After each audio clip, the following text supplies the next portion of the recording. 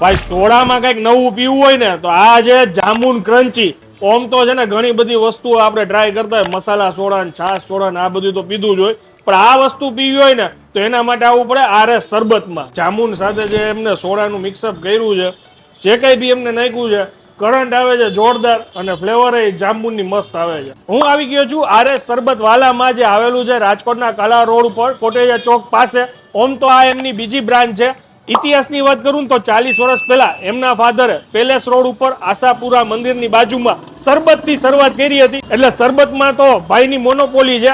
સાહેબ ઈ સિવાય આપણે કઈ કઈ વેરાયટી રાખી છે?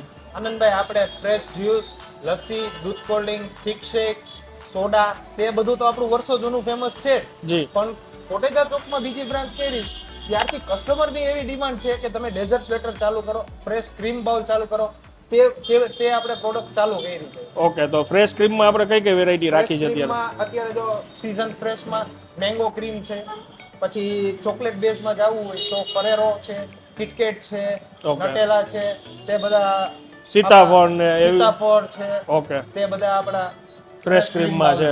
ઓકે ઓકે, સાચું કહું ને હું સીતાફળ પ્રેમી નથી, પણ આ પીધા પછી ખરેખર એમ થઈ ગયું કે ભાઈ આ બાઉલ છે ને એમને અત્યારે જ પી જાવ આખું.